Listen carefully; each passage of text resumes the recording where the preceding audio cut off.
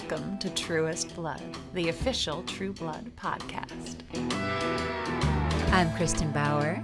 And I'm Deborah Ann Wool. And you've been invited in. I wanna do bad things with you. On Truest Blood. Welcome back to Truest Blood, where we sink our fangs into the series bite by bite. So it's discussion week, kids, and we have a lot to cover, don't we, Deb? We do. Season 6 is a smorgasbord of story and artistry. We have so much to showcase, but luckily, oh my goodness, we have the gloriously talented, my blood bag, my slave, my consoler, the talented Tara Buck, who played Ginger, is here to help us parse through it all. Yes. So together, the three of us, will dive into our favorite moments from the season. We'll share personal stories and behind-the-scenes info, and we will answer all the most pressing questions you have, such as, where is Governor Burrell's head now? Which brand of stiletto make the best weapons? And are concussions making you racist? Stay tuned to find out after this.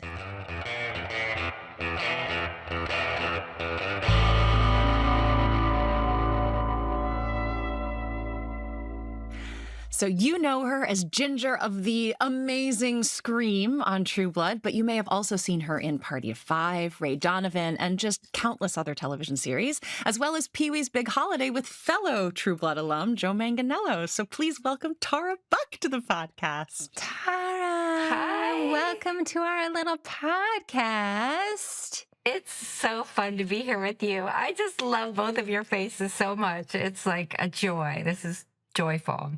We're just really excited to have you. We'll get to chat with you now a little bit about Ginger and your experience kind of working on this show. So, we always start with, how'd you get the part?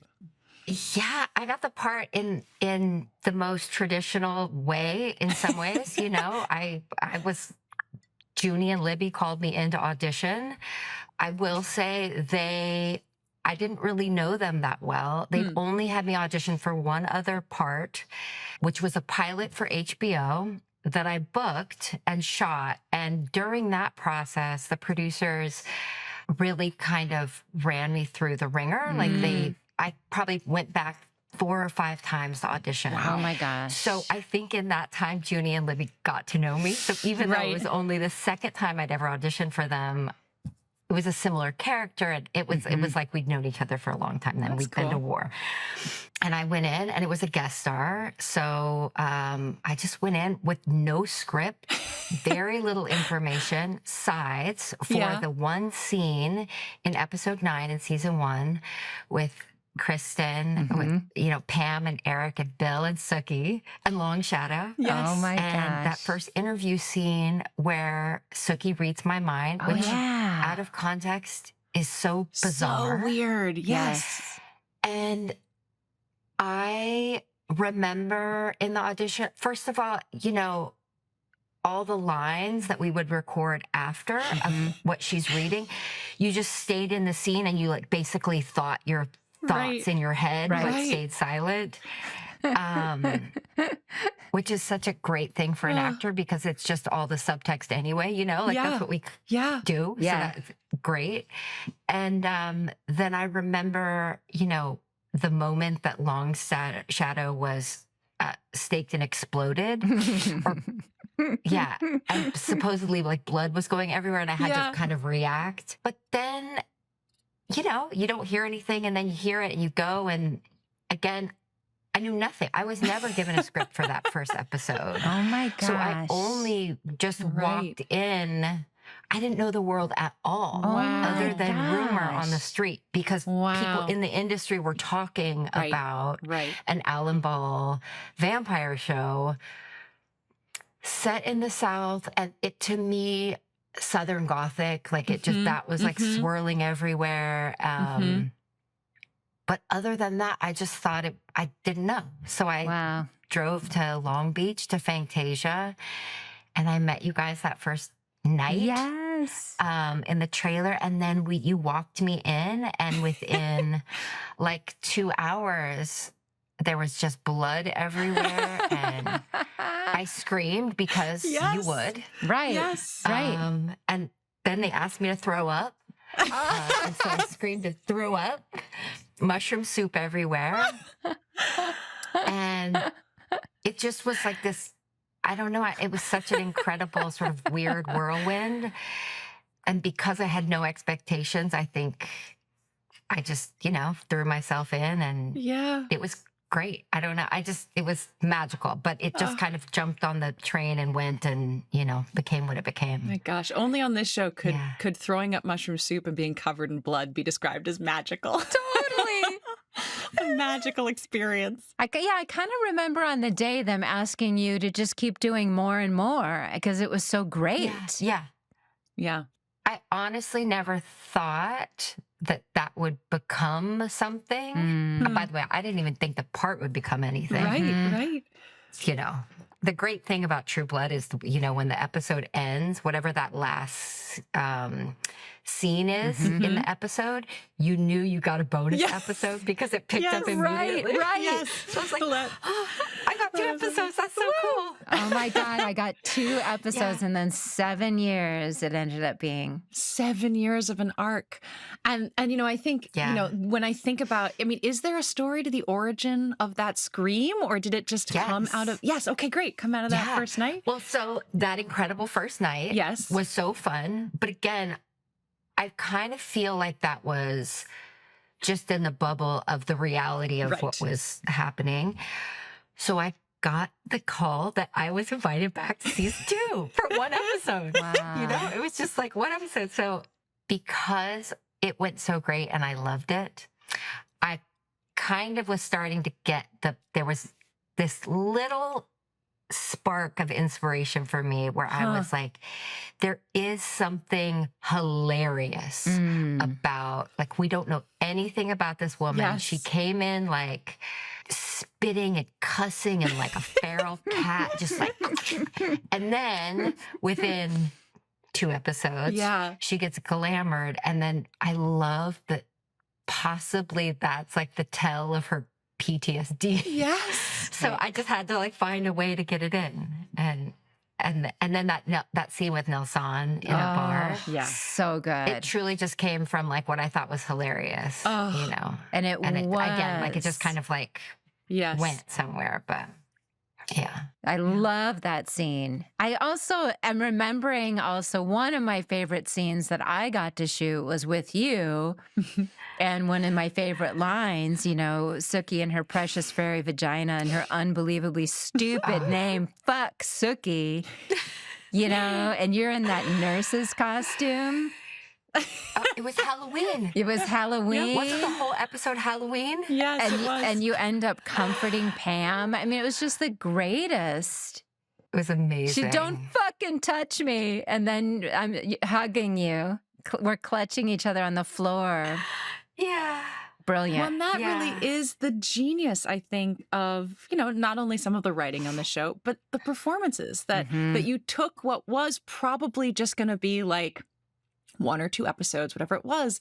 And because you hit on something that was kind of infinitely funny and infinitely vulnerable as well, I think on the same level, that it was like, we just want to see more and more of this person. And I want to tell a little story that I know. So I'm still really close friends with Gianna Sobel, who sort of started out as Alan Ball's assistant, but she worked her way into sort of junior writing. And then she and I collaborated on the Jessica vlogs, which was this whole sort of other mini-sode thing that I think both of you were on. That was super fun. But she told me the story because she had sort of an insider's view into some of the auditioning. And she said that, you came in and you did that audition and it just blew every bit of the competition out of the water. Like as soon as they saw you record, they were like, that's who it is. We have to bring her in. And you had been doing the show done a couple of episodes. And every single time they were like, this is amazing. Like we have to keep finding ways to bring Ginger back. And they were at an event. I want to say like a panel event kind of thing, maybe like a Paley event, something like that. And some woman in the audience got up to the mic and was like, I tried to get an audition for True Blood and I couldn't get an audition. And Alan Ball, being the like lovely, generous person he was like, all right, you want an audition? come on in, right? Like, we'll set something up for you. And they gave her Ginger sides to read. And they said they came in and they watched her do it. No shade to her. I'm sure she's a lovely actress in person. But it's just one of those things about when a role fits and when a specific person finds the gem of that. They said they watched her do it and they were like, she's not Tara Buck. And so there's just this, like, it was like this further confirmation that really what's special about the part is you and what you bring to it. So I loved that story from Gianna, and really that kind of like the faith that they had in you and your performance and what you were bringing to it. So sweet. Well, you're absolutely incredible in the role and so funny. And I have seen your performances in person. I've been lucky enough. And you're such a comic genius. I mean, I have watched Alex have to look at the ceiling while he did lines with you because he couldn't get through it with a straight Eric face. So you can help us here because I've got some questions for y'all. Good. What the heck is Bill?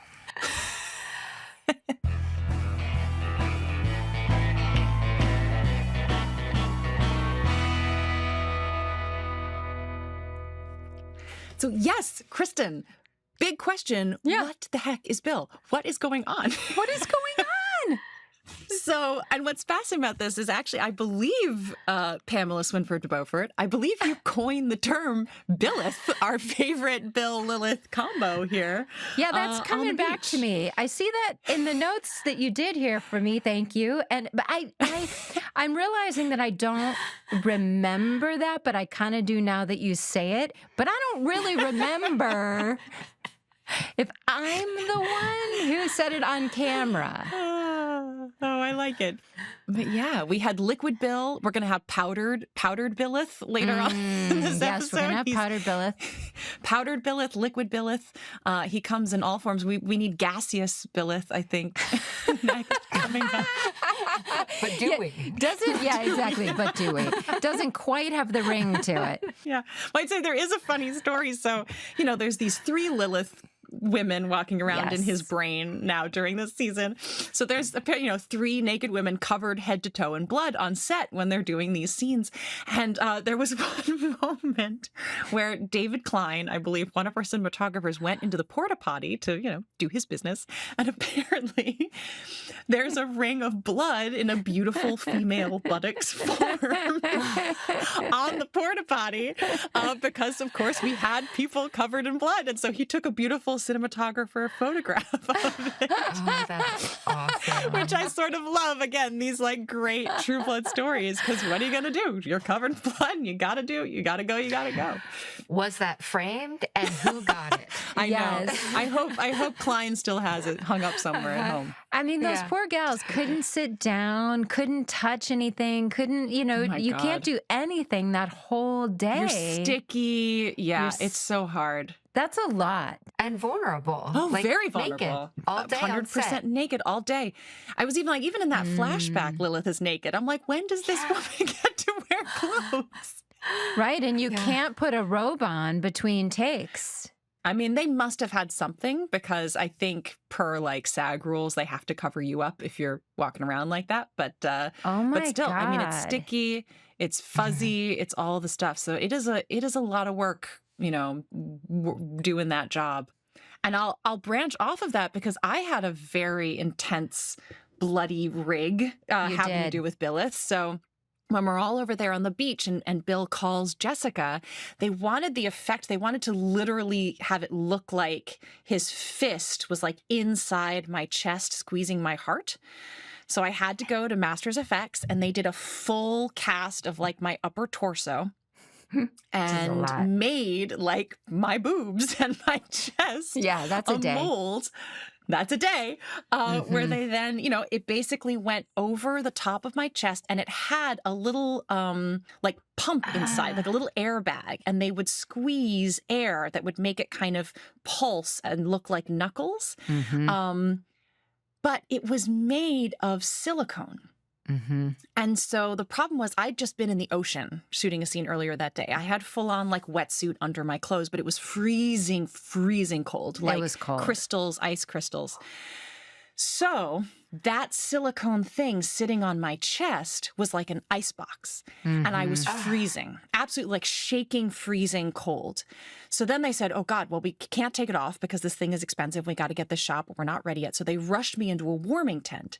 But then the silicone started to take on the heat and it started to like burn. And I was so overheating now, I almost fainted. So we had this weird back and forth. Finally, I'm out there, barely able to stand. We have to do this rig where I vomit on Alexander Skarsgård. I'm probably the only person who can say I vomited on Alexander Skarsgård and gotten away with it.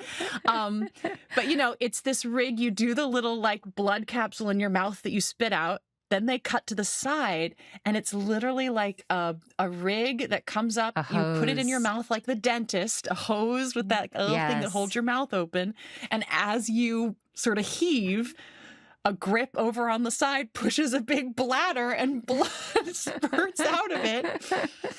I then had to fall to the ground in a puddle of my own vomit blood on the cold when ground. I'm already freezing and burning up at the same time. Yes. Somehow. And it was definitely one of the most difficult shoot nights of my career, I'd have to say. It was pretty intense. And it was like 4 or 5 a.m. and it was kind of drizzling. It was a lot. All the things. Because, you know, was a lot. A writer writes a scene where it's like, you're a vampire, you're covered in blood, so you're going to go in the ocean, you're going to wash yourself off, then you're going to come back on the beach and you're going to have a dialogue scene.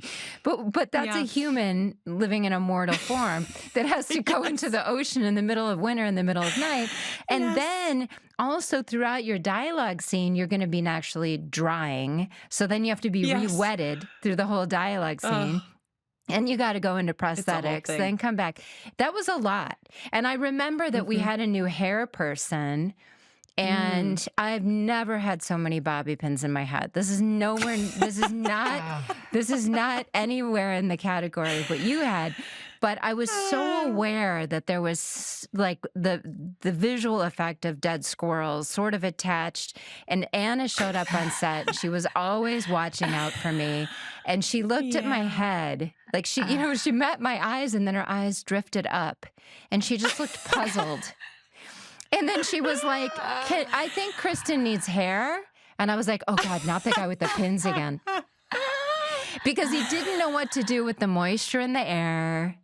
Right. Right. And then I had that scene with Rutina on the beach where we're having a little cozy chat. Right. But the water's coming in. Because it's a direct pickup from a previous season, from a year ago. He's matching whoever did hair. Your hair and your makeup, 6 months ago, who's gone? They now have to match it now. Yeah, again in different circumstances. Yes. That was a soundstage. This is the beach. So it's a very difficult thing to do.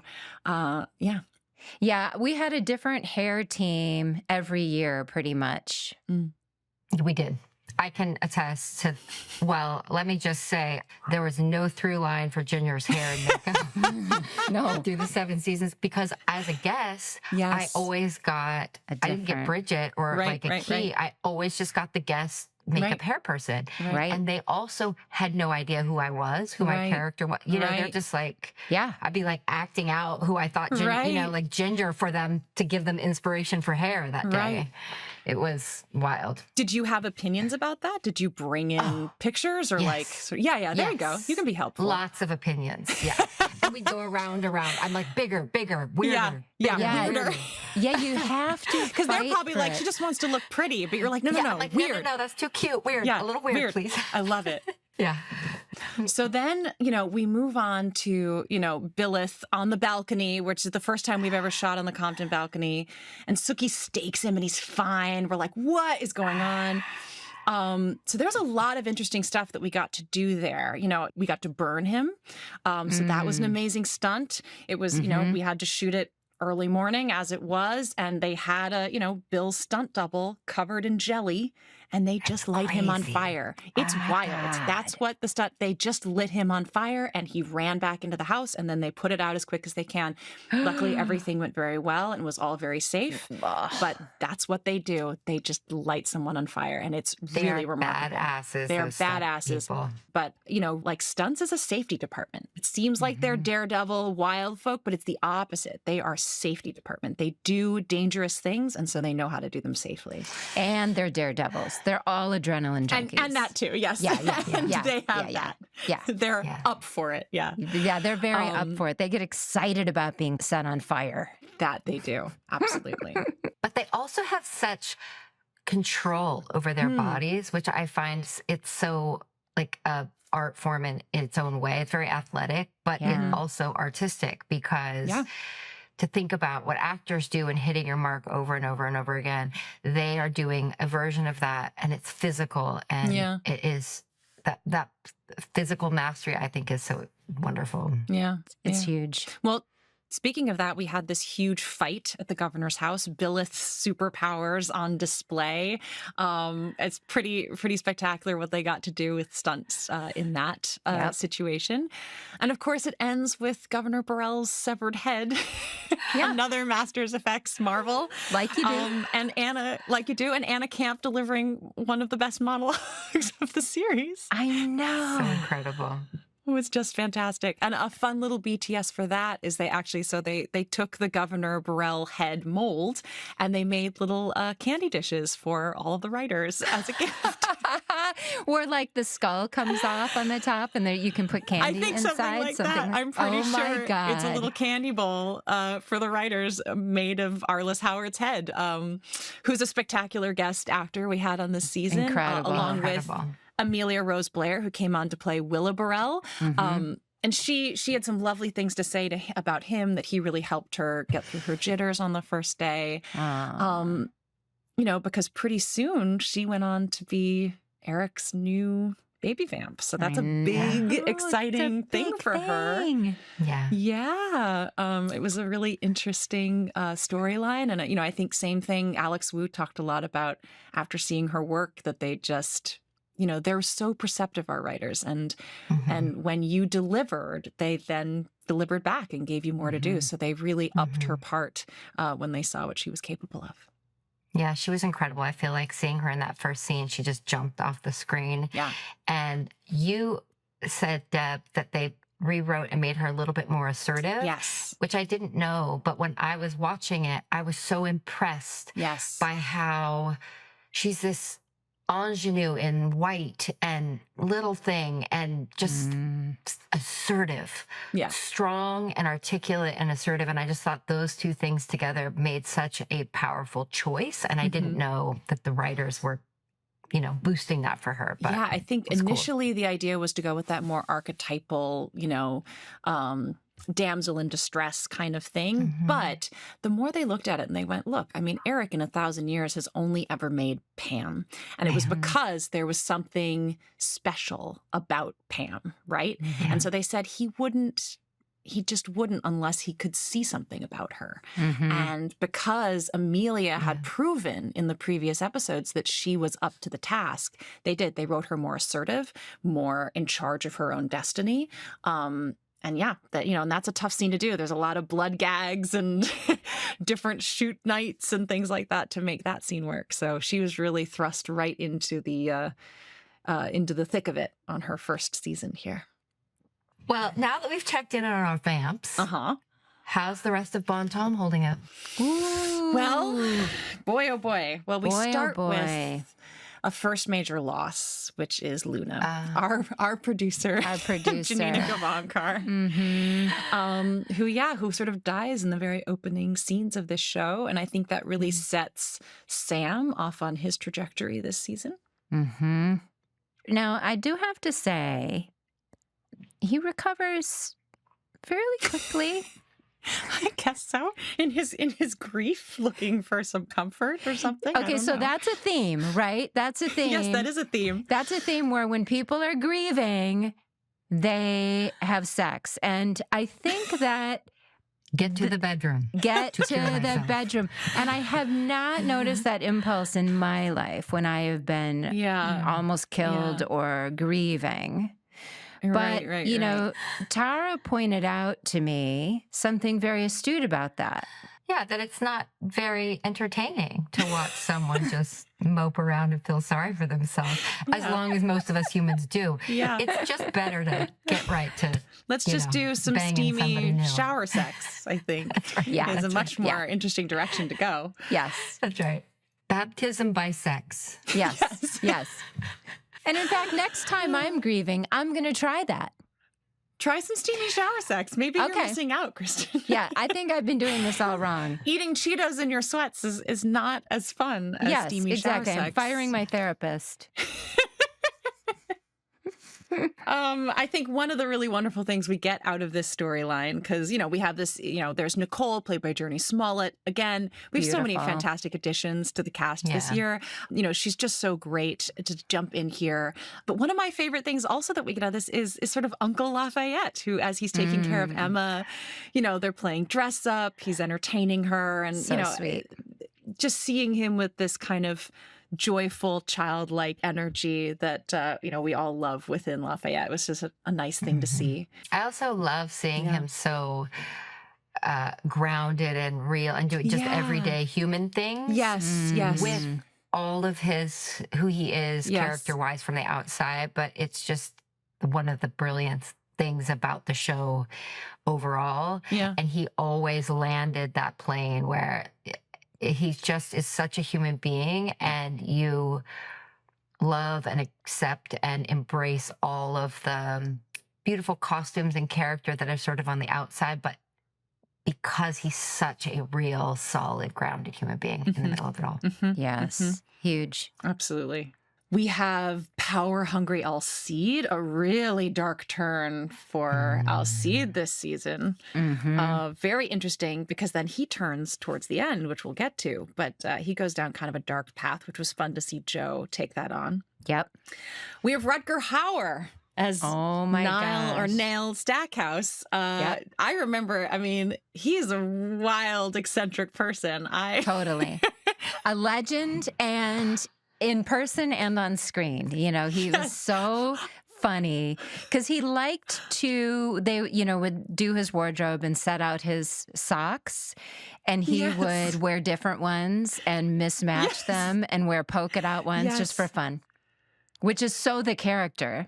So the character. And the thing I always remember is he was always riding around on bicycles, because they had given out like crew and cast gifts of like a bicycle to ride around the lot. But I guess he didn't understand that they like belonged to people. He just thought they were like, grab a bike, you know, like take one, leave one kind of thing. So he would just take people's bicycles and drive. He was always riding around the lot. He was always riding around the lot. He invented the scooter. He invented He did. He invented the e-scooter. Yeah. Yeah, he is a character. But yeah, fantastic to have him on. We had Rob Kaczynski joining as Warlow / Ben Flynn. Amazing. Amazing. Such a tough storyline, I feel, for him and Anna as well, right? I mean, there's this, they've set him up to be this really bad guy and for her to be really scared of him. Then they completely reverse it. And now she has to deal with the truth about her parents, which again, shout out to Nelson for doing this incredible acting job. For that storyline, and then have to flip it back once again. And really, I mean, that I was watching that and I was like, only actors as talented as Anna Paquin and Rob Kaczynski could not pull it off, but like make it interesting and engaging, and you follow the thought process. So difficult.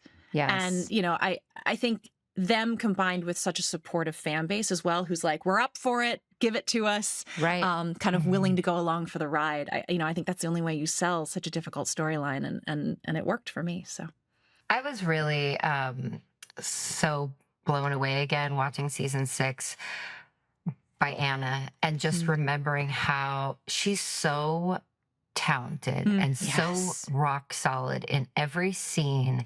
And because she's the lead of the show and doesn't have necessarily like some of the wilder. I mean, she did a lot of wild things, so I don't know what I'm talking about. But she's so good. You believe everything, and she just delivers and twists and turns again and again and again, and lands it all the time. Every It's time. just incredible. And she has one of those faces that I can look at forever. Just an incredible face to look at. Yeah. Really. And I'm always looking stunning. at clothes, and I was like super inspired by her cute clothes. Yeah. Which I was like, can I start wearing those styles again? I know. So I don't cute. know. I was like, the little ankle boots with With the knee socks. socks. I'm into it. That was incredible. Really cute. Very, Also, very Nelson cute. Lafayette at the funeral. Yeah. That was quite an Yeah. beautiful ensemble from Audrey. Beautiful. Really To see beautiful. him, Yeah. dressed up, but still have his flair. Yeah. Yeah. Now, Deb, can you explain to me why they don't Yes. just call the police on you? I don't know if I can. I feel like they should have. I feel like so Jessica basically murdered 3 fairies. I feel like that's a punishable offense, and she should probably be in prison for that. I don't know exactly why. I mean, that's be a question for writers and Chris and Lauren for why they felt like they weren't turning her in. But I know from my perspective, I appreciated that the response to that once she comes down from being high was my response, which is Jessica agreed. Jessica thought she should be in prison. She should be locked up and never released. She's a bad person who can't control herself, and she should never be. She's a danger to society. And there was just this acceptance of death, and that once she ended up at Vamp Camp, which we'll be getting to in a minute, that was where she belonged, and whatever they wanted to do to her, she deserved it, and she was kind of ready to meet her end. And the only fighting she was doing was to save the other people that she cared about there. I love your arc and that whole thank you. thing, Me too. from losing control, the extraordinary remorse, going to Jason and saying maybe Dad is the devil. Oh my God, what if he's and then I going love to bringing back the religion, which is such a huge part of Jessica's life. And there's that moment with Anna Camp with Sarah Newland, and I've got her leaned over the table, could bite her, could destroy her in a minute, but she starts quoting the Bible, and it's not like we know in True Blood that doesn't have any magic fairy power over a vampire. But it has power over Jessica because she was raised with all that indoctrination. And so quoting the Bible to her is like bringing back Dad. It's bringing back trauma. So it actually kind of works momentarily until she kind of can get over it. So I loved that. I loved asking Jason, what did you love about me, right? She goes, did you ever love me? He says, I know, yeah. I love that scene. Why? Her question is why? And I was like, oh my God, how low do you have to be? And yet also high. Right. To feel like you have to ask someone that question. Yeah, that's an incredible arc, I think, for your character, and you just glowed in it. I loved it so much. You did, yeah. Well, then stuff gets really weird, right? So we go off to camp, kiddos, Vamp Camp. Let's go to Vamp Camp here. Boy, oh boy. Well, first of all, Ginger gets a house. Oh, I'm wait so a minute. excited. Yes. You go to Ginger's house. I was so excited. All the vampire crew, all my buddies, come and take shelter at my place. That was so fun. It's so great. I mean, this pure obsession that you have with Eric is so wonderful how that just continually plays out. And are you telling me we're not fucking? And, Eric, sadly, Ginger, not today, no, but I promise you we will. Which is amazing because now we're all waiting. Like now we're like, it's in our diaries. This is going to happen. Said it. Yeah, he said it. It's real. So was it everything you dreamt of? Like when you walked into the set? It was more. Oh. It was like Ginger Disneyland. I remember, Kristen, you and I both were scurrying around the set and in the kitchen, which we never even see on But set. they made We a never even see it kitchen. on- Yes. A full kitchen. Yes. A cupboard filled with ginger salt and pepper shakers. Yes. And all magnets all over the refrigerator. There were vampire pillows, a whole closet filled with ginger clothes. Yes. There was a whole section that was just pink, which I thought was apparently she doesn't bust out very often, but occasionally. Oh my It was God. awesome. It was awesome. I felt very seen. Yes. I'm glad. And I do, we're going to talk about it a little bit later too, but the great thing about characters like Ginger, like, anyone at Merlotte's is that it brings texture to the show, right? Yeah. It isn't just story. This is a world. And seeing Ginger's house and returning to Ginger time and time again reminds us of the texture of the larger world. And so it is like getting a little Ginger texture in there was it just makes the show that much better. Yeah. I loved it. I also have to say, I always thought in my mind that Ginger was Pam's. So it was only in that season that she became obsessed with Eric on screen. Interesting. And I always thought she did for two reasons. One is because she's watched Pam's obsession with Eric in this way. And she was like, oh, we're all obsessed with Eric. Eric is amazing. So I loved that. But also, it's like anyone. I think Ginger is an equal opportunity lover. She just Right. She just wants attention. So, someone shows up, and especially Eric, obviously, shows up on your doorstep. You think they're there, for me.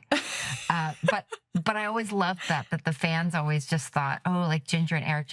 And I was like, well, it was actually Pam first. I love it. Yeah, well, thank you. She's a Pam head. She's a Pam head, yeah. Pam loyalist. I am also a Pam loyalist. Kristen, I want to hear about Pam in therapy because what an interesting turn this was. You're working with the great Pruitt Taylor Vince, who, So again, brilliant. just one of those iconic character actors that can kill in anything. Yes. So, yeah, tell us about it. I think I saw him in an X-Files episode first. And when I found out he was playing the role, I was so thrilled. And it was different, for Pam to not be in her getup. Yeah. And comfy clothes. Comfy clothes. And Flat shoes. Yeah. Tell them the flat shoes. Look at you. I think I gained like 5 pounds that season because I wasn't in a corset. I wasn't in a mini skirt, in 7 days. So I knew I could relax a little. But it was really, I loved those scenes. I loved that arc. I loved the whole way that the character, lays down and then goes, wait a minute, am I in fucking therapy? Like Pam is just not going to do therapy. Yeah. Loved it. Oh, well, and then there's this flying fight in the, I guess what I'm calling the Hunger Games room. So ridiculous. At Vamp Camp. Totally. Right? Which must have taken, days to shoot. Days. That 90 seconds took, I think it was at least 2 14-hour days. And most of it, Alex and I were just hanging from the ceiling like puppets in between takes. And sort of swinging and then sort of turning, but we couldn't control ourselves. So we'd be hanging from the ceiling, just talking. And then, and I could hear the guys on the ground groaning every time they lifted me. They'd go, oh no, like kind of a heave ho. And I'd go, could you groan a little less, please? And it was so ridiculous. So it was fun to watch that and see that it basically looked okay, but you can kind of see that we're swinging a little. Yeah. Well, it's funny. I remember from the final scene in that space at the end, which was Lilith and me and James and Bill. That took forever to shoot because that room, you have to understand, if you're doing any kind of special effect, then there's mirrors because there's those two-way mirrors. So that's impossible. It's a circular room covered in white, which means they've got to clean it between every single thing. Because they're shooting all angles. That room, they really set themselves up for a difficult shooting schedule with that room. It was tough. Big time. That room was tough. So some other fascinating, wonderful things that happen in there. We have, sadly but amazingly, the death of Steve Newlin. I know. That was we had to say goodbye to Michael McMillan. Tragic and amazing. Well, it was Yeah. Epic. Epic. His delivery, Sarah's Yes. reaction, her microsecond reaction that sold it all. Yes. And then Ryan also Yes. has a response in there because he's like, what? What? Oh, yeah. It's all in there to tell the story. So that the behind the scenes on that is that, so, Alexander Skarsgård and Michael McMillan are like best friends during the show. And apparently they didn't want to do it. Up until literally the second before they shot it, they were still going to Bucky going, we're not going to do it. We're just not going to do it. Yeah. But they went for it. And I remember Michael saying that when Bucky told him that this was going to be the end, he asked, all right, but I want to write my dying words. Can I write my dying words? And Bucky said, what are they? And he said, can they be, I love you, Jason Stackhouse? And he said, absolutely. So Michael McMillan is responsible for his dying words on the show. Again, iconic moment in this series. Yes. Arguably one of the top 3 greatest moments of the whole. And another top season. 3 greatest moment of the season, Sarah Newland killing Miss Suzuki with her own stiletto. Yeah, absolutely. And then thanking Jesus when she's done. Yeah. That was a brilliant mislead because she really looks like she might finally be disturbed by having done something, having crossed the line. And then she says, thank you, Jesus. Jesus. It's so wonderful. We know, she had a lot of stunt work in that, and Anna Camp had a bad fall, ended up having to go to the ER in full Sarah Newland getup for a concussion, which did not make her racist. She's a lovely, open-hearted person.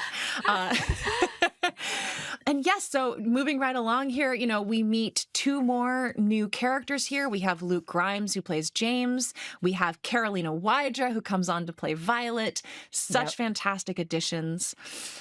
And at this point now, and of course, Ginger is there.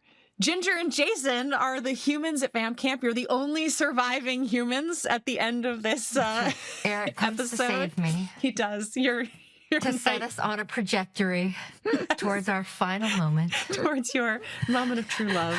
Consummation. Meanwhile, though, back in Bon Temps, we're having all this fun at Vamp Camp. We have one of the most emotional and sort of the saddest storylines playing out. We have the death of Terry Bellefleur, which, of course, for all of us as actors and crew, mean losing Todd Lowe from our cast. Yeah. So I want to sort of start out by offering this, because this was a really interesting thing I heard from Bucky.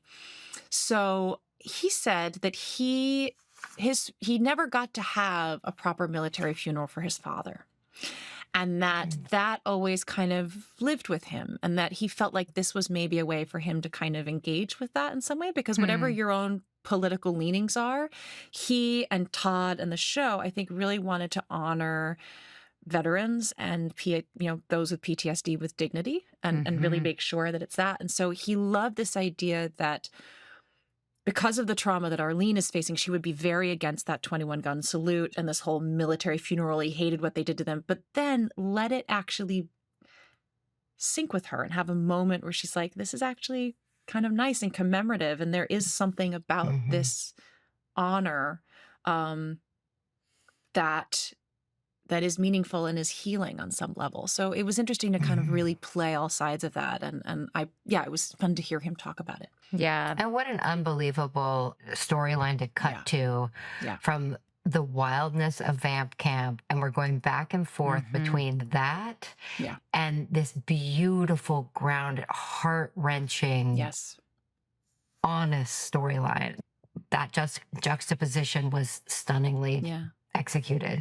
Well, we get to go back again, talking about texture. We get to see how, Terry Bellefleur, who is, a secondary character kind of within this story sometimes, but what a remarkable impact he has on every single person in this community. And we get these flashbacks where we get to see people in their old season 1 get-ups, and that was really fun.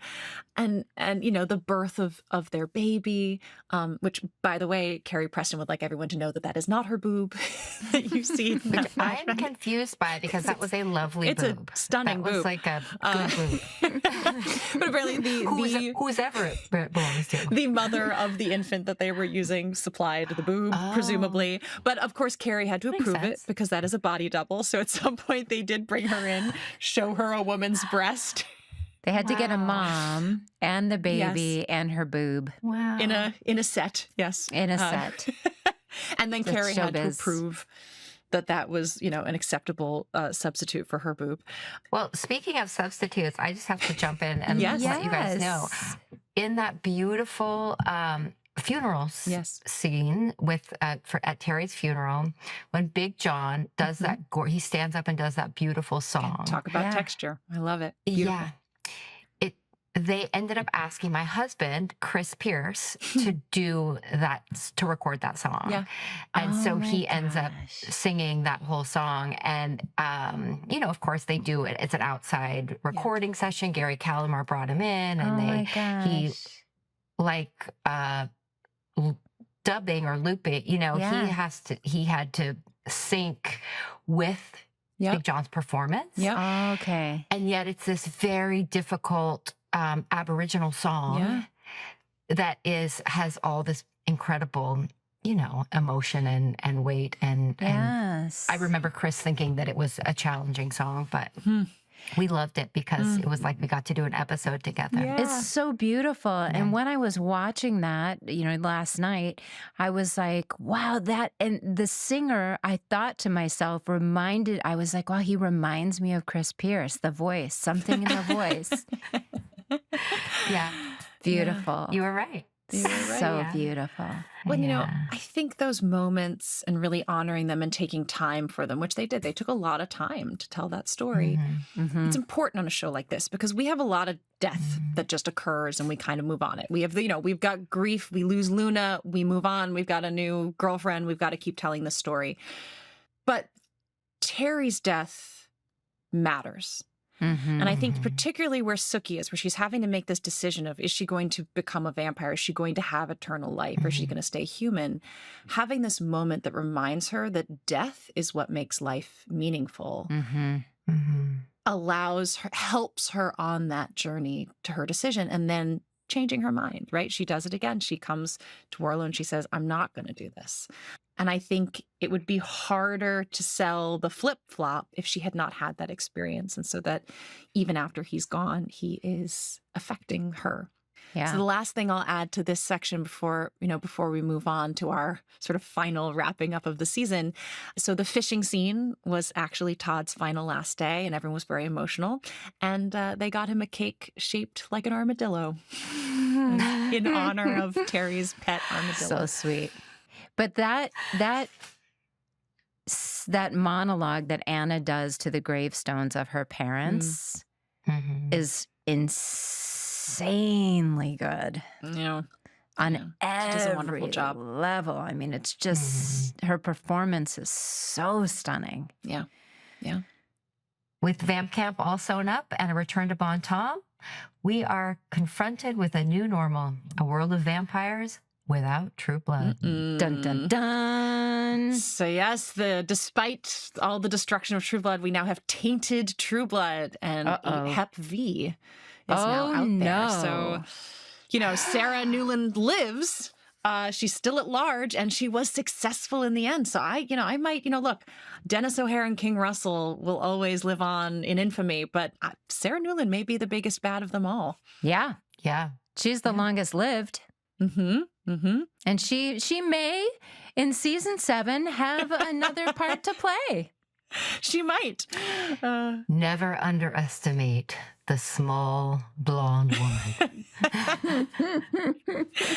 Oh boy. So yes, so now, we have our last little wrap ups. We've got all of our vampires day walking. We've got vampire volleyball, all kind of exciting things happening here. But of course that wears off once that we finally take care of Warlow. There's this big epic fight. And when Warlow is dead, we all lose our day walking ability. And I think the person in the worst situation might just be Eric. I know, on the top of the parking garage Yes, in about 10 square feet of fake snow in West Hollywood. in the middle of summer. Yeah, and he's reading. What book is he reading, Deb? So he's reading, I'm going to butcher the Swedish, but Hjalmar Soderberg's Der allvarsamma leken, or it's called The Serious Game. So Soderberg's considered one of the greatest Swedish writers in Swedish history.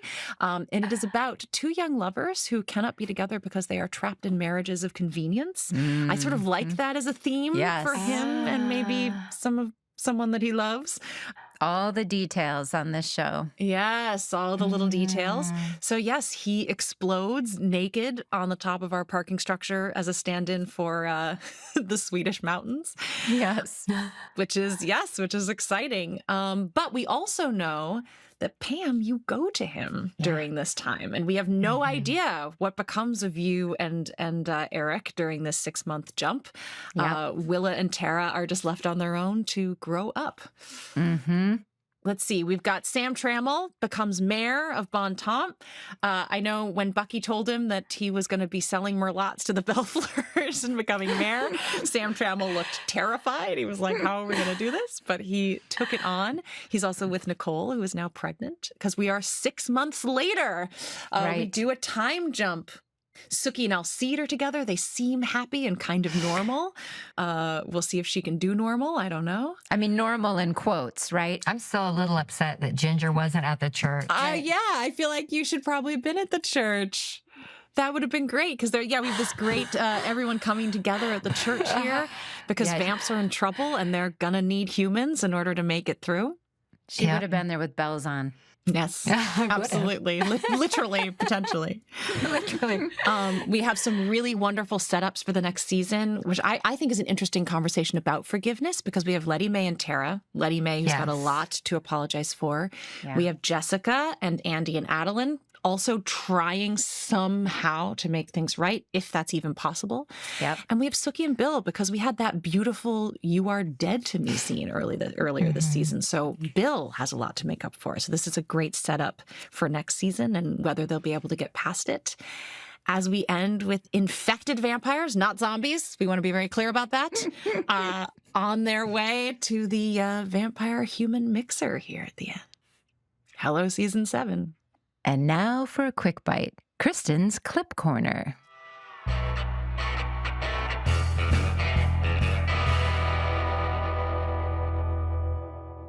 So this was challenging for me this time, Deb, and I'm so thankful for your contribution of the clips that you pulled and the ones that our producer Gabby pulled. I was in a very serious mood, and all the clips I wrote down were very serious. So this is a combination of the teams, actually. Okay. So enjoy, kids. You ready for this? About as ready as Big Pharma can make a man. Well, I got news for you, Andy. Life ain't fair. And there ain't no Santa Claus, neither. And when you stick Mr. Happy inside somebody's hoo-ha without a raincoat on, babies come out. Now get your butt inside and face your responsibilities. Well, hog tits, Arlene. I don't think he's following us. Well, unless he's flying over our heads like a naked evil Superman. Will you shut up about your shit when the world's about to end? Honey, I don't know about the world, but I'm about to end your face. I feel like that little gay boy from that movie.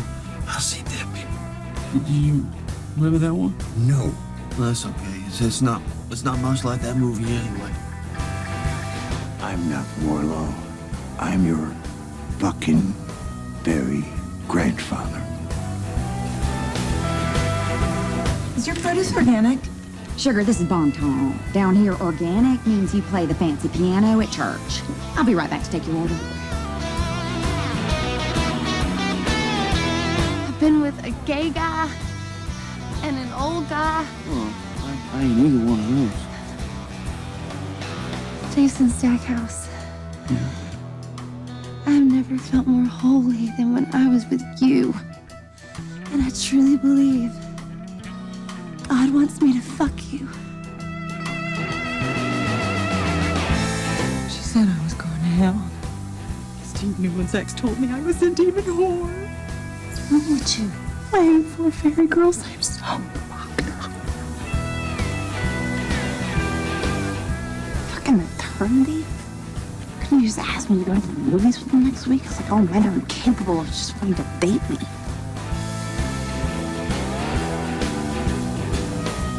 You humans love your pain, don't you? You just love being in it. You even consider it a virtue. Cry the most at a funeral. You must be the best person. You promise to never forget each other. You promise to feel the sting of loss forever. Because for y'all, forever is just the blink of an eye. Your lives are pathetically brief. When we say forever, we have to mean it. So we move past our pain. We heal, we move on. Because pain is a worthless emotion.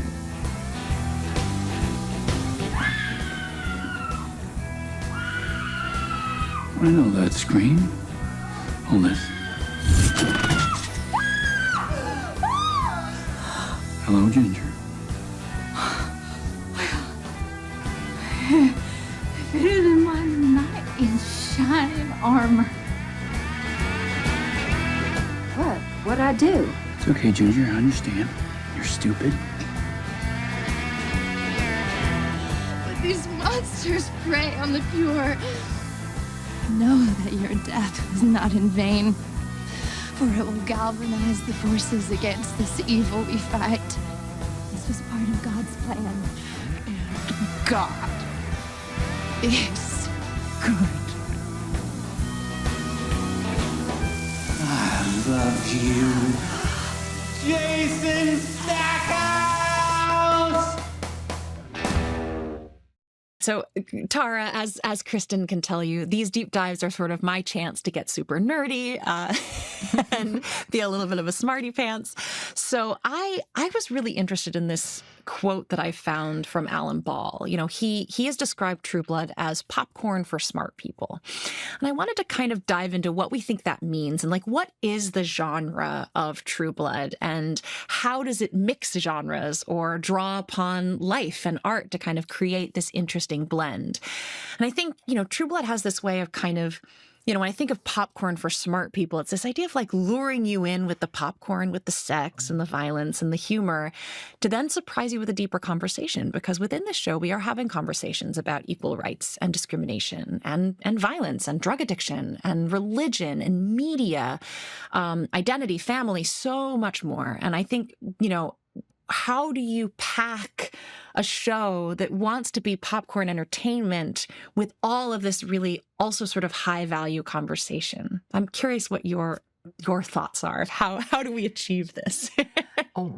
I always think it's so incredible. Alan Ball stands in a class all of his own as far as his ability to do that. And I think it's because at the core of it, there is this look at and conversation about human beings, all of us, that are nuanced and very contradictory, and how all of us, either individually or your neighbor or you know, like your friends, your family, we're so filled with contradiction. Yeah. And contradiction is entertaining. It's kind of just what great characters are built on. It's also just intrinsically human, if we're being honest. And it allows for amazing opportunities for humor.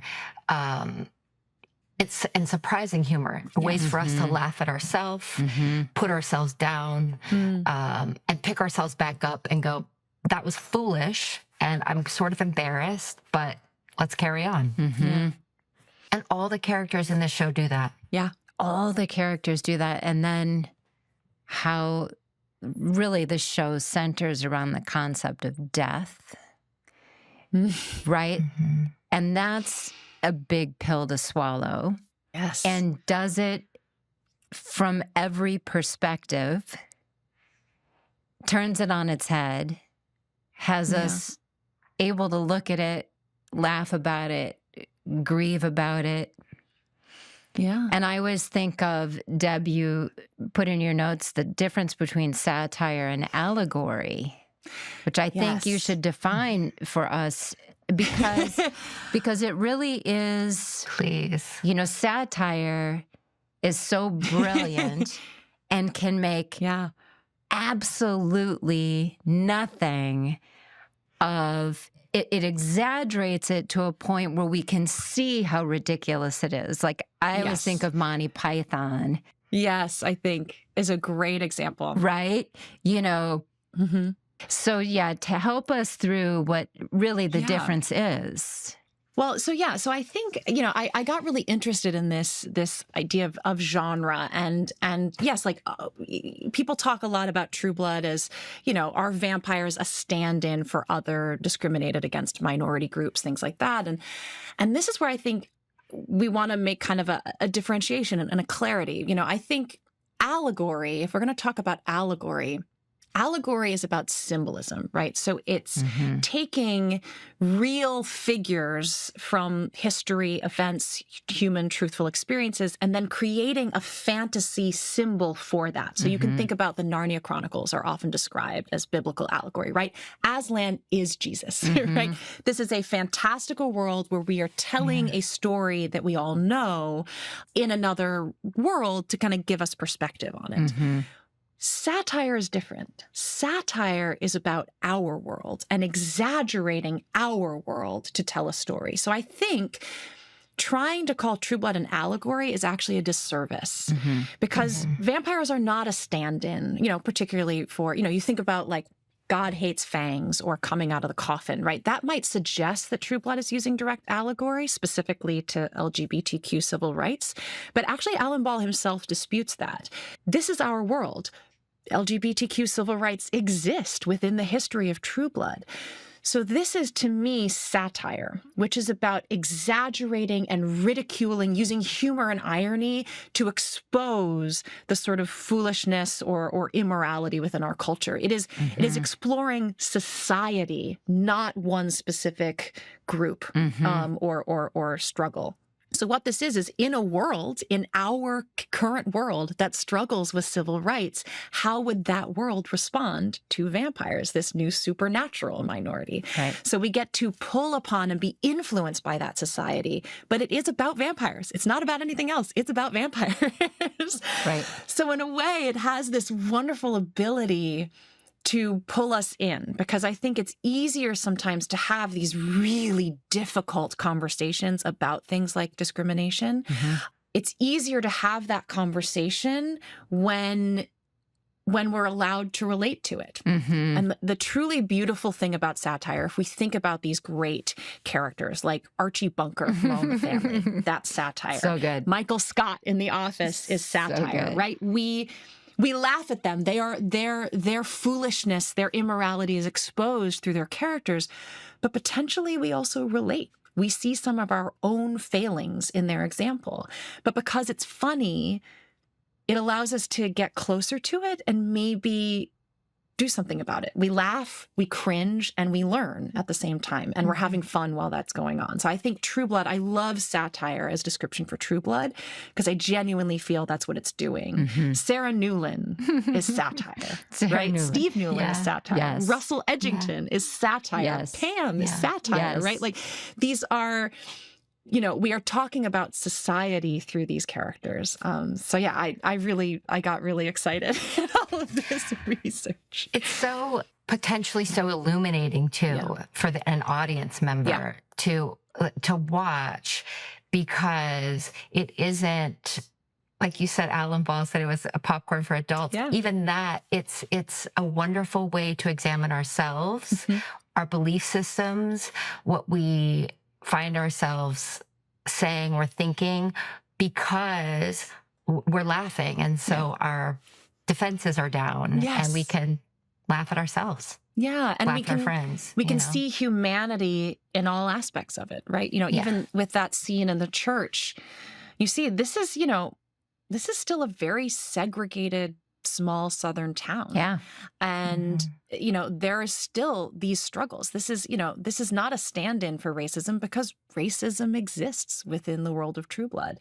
This is a different kind, but we can examine what our society is like when confronted with these challenges. And so I'm I'm always really impressed with True Blood when I take a deeper look. You know, that popcorn veneer makes you want to kind of dismiss it and go, oh, it's just about vampires and sex. But at the end of the day, I do think there's some really interesting conversations going on. I think so too. And I think that dismissal has been a little bit of a bee in my bonnet. You know, that around award show time, right, is where I would notice it. And I think that can come from that kind of dismissal and maybe thinking it's allegory comes from people who haven't possibly even really seen it, right? They just kind of know it's a genre over there and it's vampires. Yeah, and you know, there's something too at the end of a long, hard day when you're dealing with all the social injustices of your own life.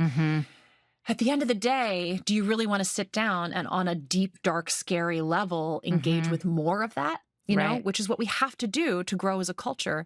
So in some way, putting it in a package, putting this important work, this important conversation in a package that also makes you laugh and cry and get a little turned on and all of those things. Is that helpful? Is that a way to kind of open the doors and say, hey, come in, have this conversation and also relax and have that fun. And you know, if that gets 5-6 million people a week engaging with these conversations, that feels like a good thing to me. Me too. And I think that door is opened by the heightened reality and being relaxed in your living room as opposed to preaching. You know? Yeah, we can have a conversation about discrimination as a societal concept rather than as it relates to sort of one specific group. And because it's a supernatural group, you know, we can really dig in there without it feeling like an attack or overly personal. There's also something for everyone. Yes. There's the, you know, there's the stuff that felt like it was touching on current events in politics going on at the same time. Yeah. There were family dynamics that I think a lot of people relate to but don't know how to talk about. There was trauma, drug addiction, PTSD, loss, you know, even like dynamics through, you know, sex and that, and those navigating that. It's, I felt like you could pick and choose your candy for the week, whatever you wanted, you could find in an episode and it, you know, it might speak to you and it may not speak to somebody else. Yeah. Yes. And it relieves the storytelling of having to always have the moral high ground, right? You can have characters making bad choices and doing the wrong thing in those scenarios. But what satire allows you to do is expose that as incorrect, as harmful, but in a funny way.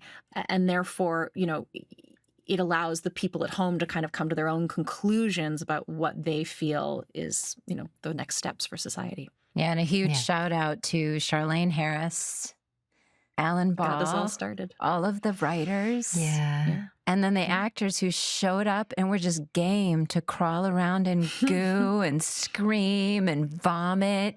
And I mean, just to go for it while keeping it grounded.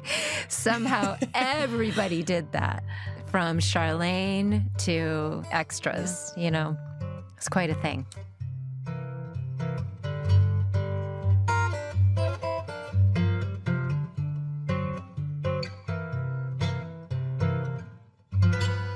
It was such a pleasure having you with us today, Tara. And I want to wrap this up by asking you a question we ask everybody. And that is that when you think of your experience on True Blood, are there 3 words that come to mind? Wild,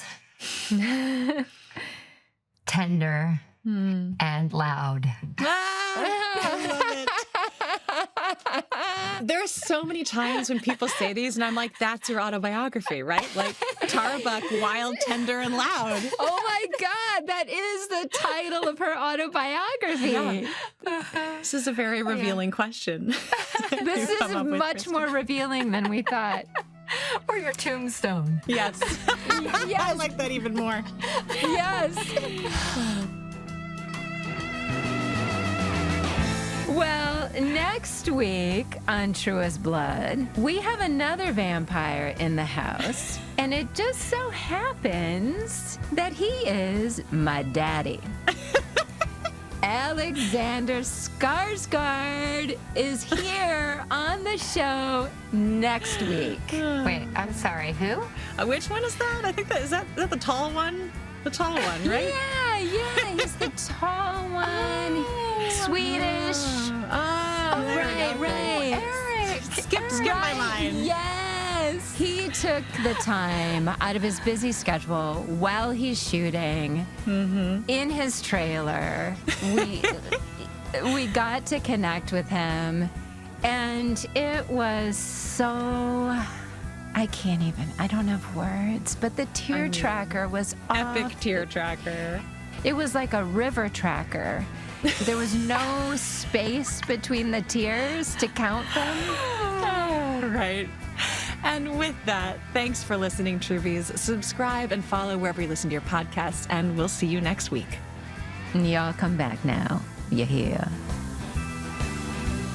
Truest Blood is produced by Safe Haven for HBO. Executive producers are Janina Gavankar, Kristen Bauer, and Deborah Ann Wool. Our producer is Gabrielle Gallon, and our audio producer is Christopher Wool. Our theme song was recorded just for this podcast by Jace Everett. Additional music was composed by Timo Chen. And remember, you can watch all of the original episodes of True Blood on Max.